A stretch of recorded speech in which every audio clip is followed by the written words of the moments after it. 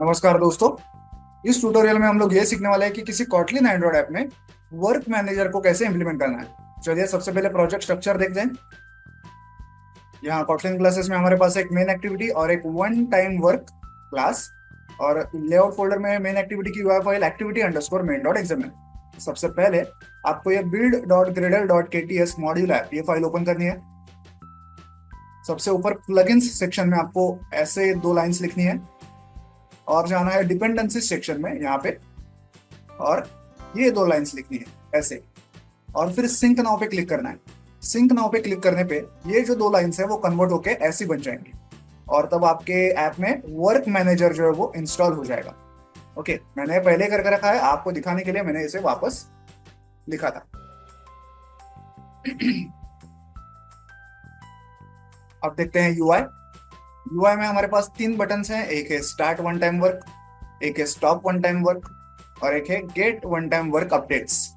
और यहाँ पे एक टेक्स्ट व्यू भी है जिसमें फिलहाल तो कोई डेटा नहीं लिखा हुआ, इसलिए आपको दिखाई नहीं दे रहा होगा। ये जो हमारा वर्क होगा, वो जो आउटपुट जनरेट करेगा वो आउटपुट एज अ रिजल्ट हम लोग यहाँ पे लिखने वाले हैं, प्रिंट करने वाले हैं।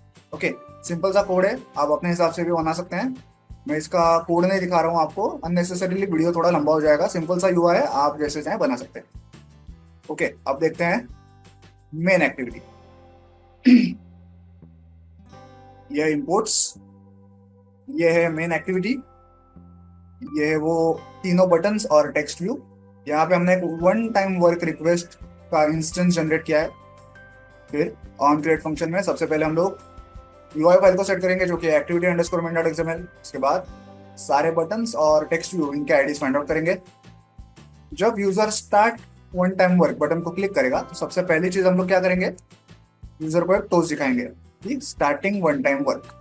उसके बाद ये जो वर्क मैनेजर है जिसका नाम है वन टाइम वर्क, इसके पास हमें यहाँ से कुछ डेटा भेजना है। हो सकता है कि वो डेटा उसके लिए काम करने के लिए इंपॉर्टेंट हो। ओके, तो हम डेटा कैसे भेजेंगे? यहाँ पे data dot builder dot put string ये फंक्शन कॉल करेंगे। इसमें की वैल्यू पेयर में डेटा भरेंगे। की का नाम हम लोग की ही रखेंगे, और वैल्यू में मैं मेरा नाम डाल रहा हूँ आईटी वाला, और एंड में बिल्ड करेंगे तो हमें एक डेटा वेरिएबल मिल जाएगा। ये वेरिएबल हम लोग आगे कहीं जाके इस वर्क मैनेजर पे सेंड करने वाले हैं ताकि वो उसका कुछ यूज कर पाए आगे किसी काम में। ओके, उसके बाद हम चाहें तो हमारे वर्क मैनेजर पे कुछ कंस्ट्रेंट्स यानी कुछ कंडीशंस भी ऐड कर सकते हैं। मैंने तो फिलहाल कोई कंडीशन ऐड नहीं की है, आप देख सकते हैं। अगर आप चाहें तो ऐसी कंडीशंस आप ऐड कर सकते हैं। मैंने इनको ऐड नहीं किया है, इनको मैंने कमेंट करके रखा है। क्या क्या है कंडीशंस? कि सेट रिक्वायर्ड नेटवर्क टाइप, कि एक फलाना नेटवर्क टाइप होना चाहिए, मतलब आपका जो मोबाइल डिवाइस है जिसपे आप ये ऐप रन कर रहे हो वो किसी नेटवर्क से जुड़ा होना चाहिए।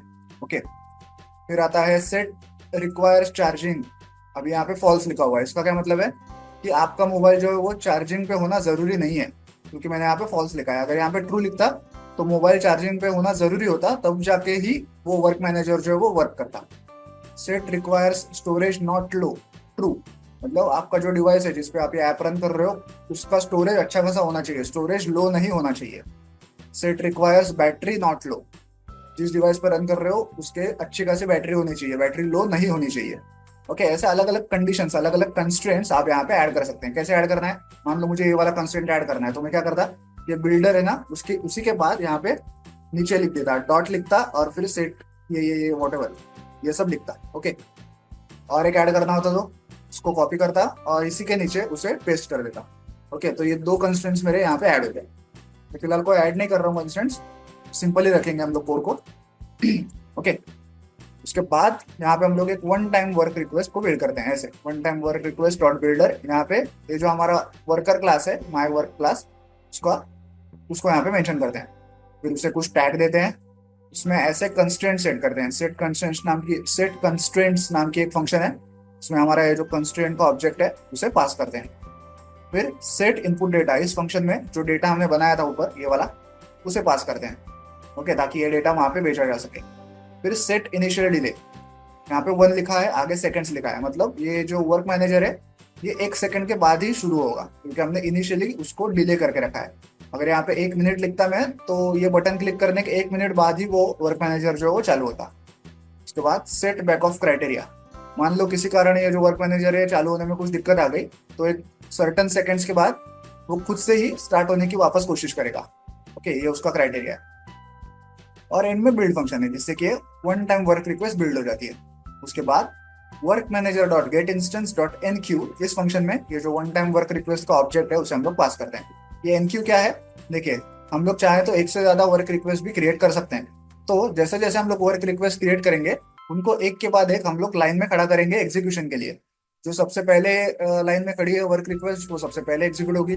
जो बाद में खड़ी है वो बाद में एग्जीक्यूट होगी। ओके, तो एक लाइन होगी ना वर्क रिक्वेस्ट की, उसे कहा जाता है क्यू। लाइन को क्यू कहते हैं इंग्लिश में।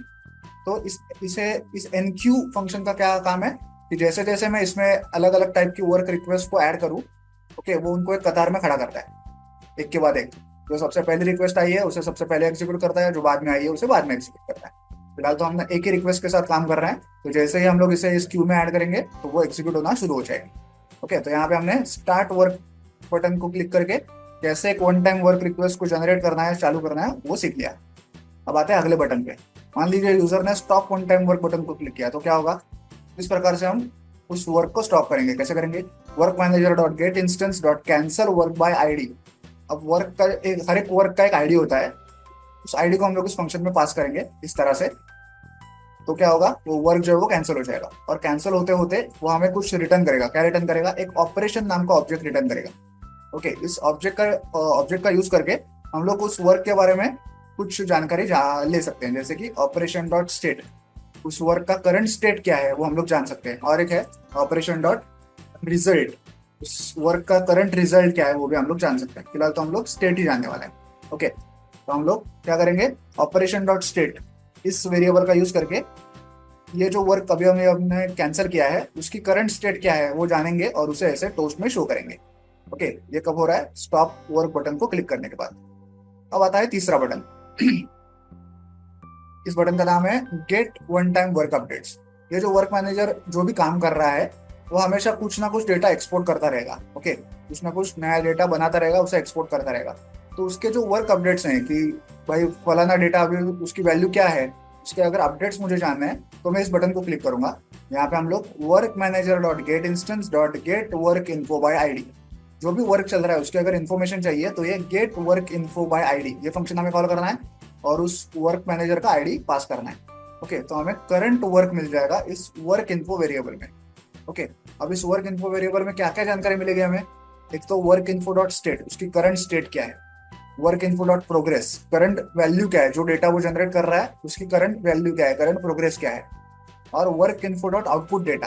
अब प्रोग्रेस और आउटपुट डेटा इनमें क्या फर्क है, प्रोग्रेस उसे कहा जाता है कि जब वर्क मैनेजर करेंटली रन कर रहा है और तब वो जो डेटा आउटपुट के द्वारा बना रहा है, तब वो जो डेटा जनरेट कर रहा है, आउटपुट जनरेट कर रहा है, उसे कहते हैं प्रोग्रेस।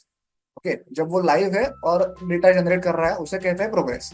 और जब वर्क मैनेजर कैंसिल हो चुका है और उसका जो लास्ट आउटपुट होगा, एकदम लास्ट आउटपुट कैंसिल होने से पहले, उसे कहा जाता है आउटपुट डेटा। ओके, ये है लाइव डेटा और ये है जब वर्क कैंसिल हुआ है तब वाला डेटा। ओके, तो ये सारी इंफॉर्मेशन हम लोग प्रिंट करेंगे हमारे इस टेक्स्ट व्यू के अंदर। ओके, जो हमारा टेक्स्ट व्यू है जिसमें हम लोग रिजल्ट प्रिंट करने वाले हैं, इसके अंदर हम लोग ये सारी जानकारी ऐसे प्रिंट करने वाले हैं। ओके, जब भी इस बटन को क्लिक किया जाएगा, इस वर्क की जो करंट अपडेट्स हैं वो हमारे टेक्स्ट व्यू में प्रिंट की जाएंगे। ओके, ये तो हो गया सब मेन एक्टिविटी का कोड। आप देखते हैं ये वर्क मैनेजर करता क्या है। देखिए यहाँ पे है इनपुट्स, ये है my one time work class जो एक्सटेंड करता है वर्कर क्लास। ओके, देखिए यहाँ पे इनिट ब्लॉक में सबसे पहले क्या होता है, एक इनिट ब्लॉक है, मतलब कोई भी फंक्शन कॉल होने से पहले ये इनिट ब्लॉक कॉल होगा। यहाँ पे हम लोग क्या कर रहे हैं, इट्स सेट प्रोग्रेस असिंक करके फंक्शन कॉल कर रहे हैं और उसमें data builder dot put int करके एक डेटा बना रहे हैं जिसमें हम लोग की वैल्यू पेयर में डेटा भरेंगे। की का नाम हमने प्रोग्रेस दिया है और वैल्यू में फिलहाल दिखाने के लिए कुछ नहीं है, इसलिए 0 लिखा है। ये क्यों कर रहे हैं हम लोग, जब भी यूजर वो वाला बटन क्लिक करेगा अपडेट्स वाला, गेट अपडेट्स वाला, तो जो अपडेट्स उसे मिलने वाले हैं वो कैसे मिलेंगे, यहाँ से डेटा एक्सपोर्ट होगा तब मिलेंगे ना।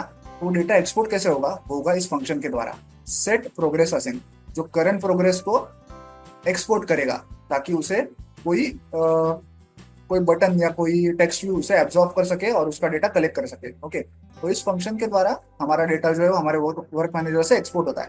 तो हम लोग फिलहाल क्या एक्सपोर्ट कर रहे हैं, की वैल्यू पेयर में डेटा एक्सपोर्ट कर रहे हैं। की का नाम है प्रोग्रेस और वैल्यू फिलहाल 0 है क्योंकि कोई डेटा अभी तक बना ही नहीं है। ओके, अब इस इनिट ब्लॉक के बाद जो फंक्शन कॉल होता है उसका नाम है डू वर्क।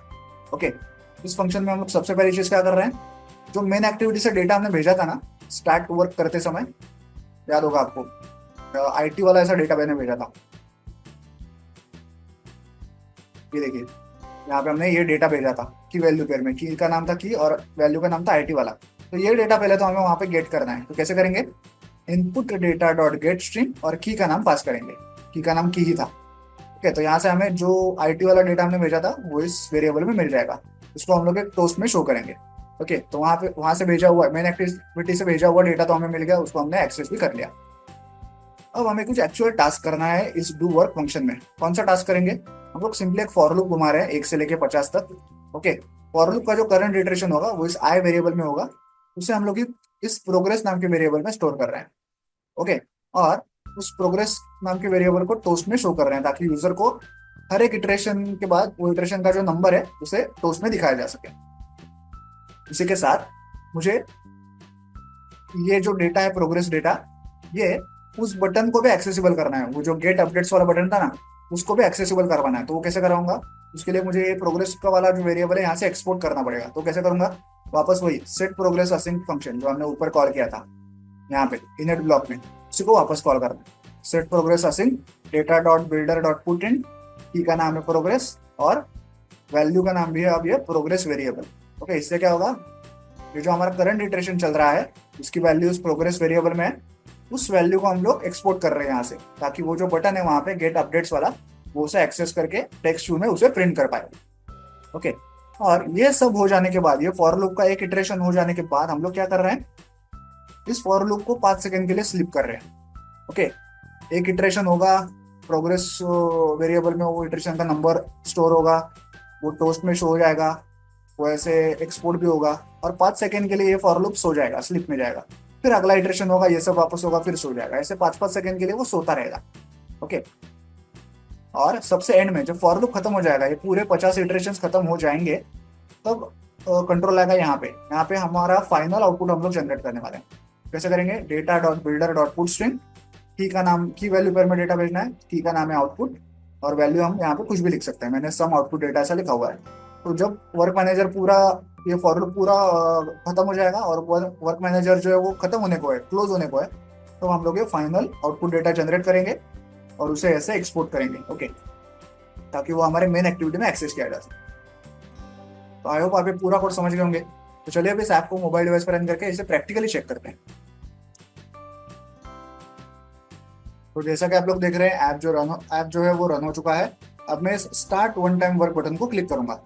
देखिए, टोस्ट आ गया, स्टार्टिंग वन टाइम वर्क, हमारा वर्क मैनेजर चालू हो गया, और उसमें जो हमने डेटा भेजा था आईटी वाला वो भी हमें टोस्ट में दिखाई दिया। अब वो फॉर लूप भी चालू हो गया है, और वो उसके जो करंट इटरेशन का नंबर है वो हमें यहाँ पे टोस्ट में दिखाई दे रहा है। ठीक है, हर एक इटरेशन 5 सेकंड के लिए स्लिप भी होगा, तो हर एक जो वैल्यू यहाँ पे अपडेट हो रही है वो 5-5 सेकंड के बाद ही होगी। ओके, और अगर मैं यहाँ पे get one time work updates इस बटन को अगर क्लिक करूँ, तो देखिए क्या होगा, करंट प्रोग्रेस जो है वो हमें दिखाई दे रही है। क्या क्या दिखाई दे रहा है, पहले देखिए, स्टेट दिखा रहा है कि रनिंग, ये जो वर्क मैनेजर है वो रनिंग स्टेट में फिलहाल। प्रोग्रेस में दिखा रहा है प्रोग्रेस 6 है। ओके, जब मैंने बटन क्लिक किया था तो प्रोग्रेस फॉर लूप का 6th इटरेशन चालू था, इसलिए 6 दिखाया। आउटपुट डेटा अभी कुछ दिखा नहीं रहा है, जब पूरे 50 इटरेशन हो जाएंगे और वर्क मैनेजर क्लोज होने को होगा, तो वो जो फाइनल डेटा होगा वो आउटपुट में आएगा। अगर मैं वापस इस बटन को क्लिक करूं, get one time work update, तो ठीक है, करंट इटरेशन जो वो 11 वो हमें दिखाई दे रहा है प्रोग्रेस में। ओके, और टोस्ट को देखिए, वो लगातार अपडेट हो रहा है, फॉर लूप का जो करंट इटरेशन है वो लगातार हमें दिखा रहा है। अब अगर मैं stop one time work button को क्लिक करूँ, तो ठीक है, टोस्ट देखिए स्टॉप हो गया है हमारा वर्क। अब अगर मैं इस get one time work button को क्लिक करूँ, sorry, get one time work update button को क्लिक करूँ, तो अब देखिए स्टेट, देखिए स्टेट क्या है, कैंसल्ड। इसका मतलब वर्क मैनेजर जो है वो कैंसिल हो चुका है, अब वो वैल्यूज को अपडेट करना बंद कर देगा। ओके, तो इस प्रकार से आप इसे कॉटलिन एंड्रॉइड ऐप में वर्क मैनेजर को इंप्लीमेंट कर सकते हैं। वीडियो में दिखाए गए इस कोड को डाउनलोड करने के लिंक मैंने वीडियो के नीचे डिस्क्रिप्शन बॉक्स में दे दिया, आप चाहें तो वहां से कोड डाउनलोड कर सकते हैं। वीडियो को एंड तक देखने के लिए धन्यवाद, थैंक यू।